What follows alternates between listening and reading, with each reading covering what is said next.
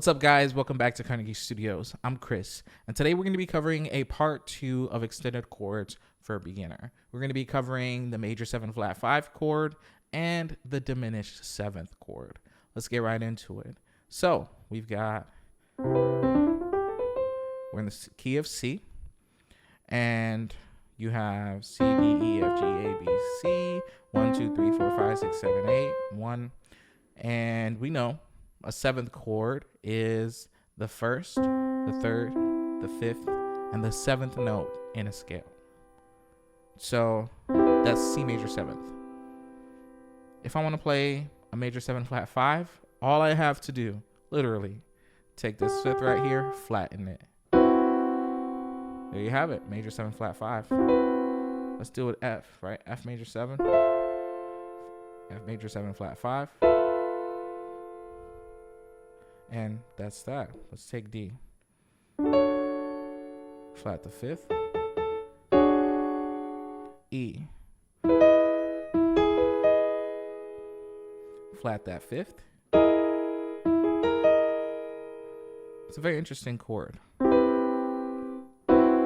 So yeah, take that, play those root position chords, practice it, commit it to memory.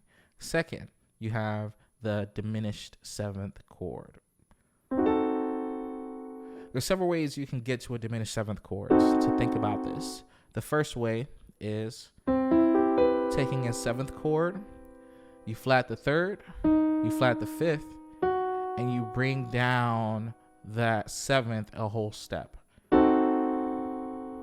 The second way is you take a minor 7th, and what is a minor 7th?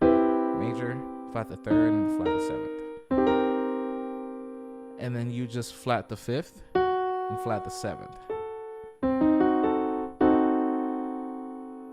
And then the third way to look at it is by building minor thirds. So this chord is looked at as the symmetrical chord. I've heard it called that. And that's because you can symmetrically, quote unquote, build the chord. If you cut it down the middle, it's the same on the left as it is to the right. So starting with C, minor 3rd, minor 3rd, minor 3rd, C diminished 7th. You can do that with, let's take G, right? G major 7.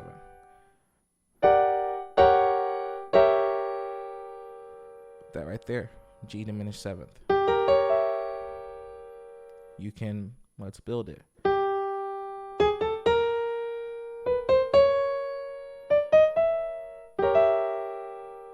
We've built that G diminished 7th chord.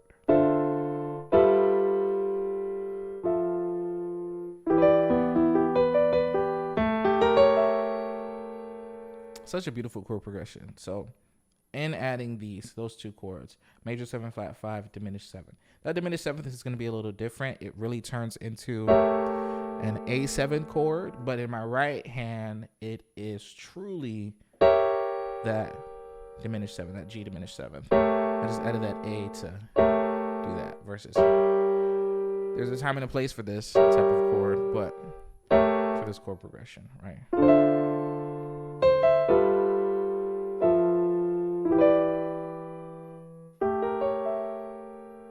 Do that. I had this too.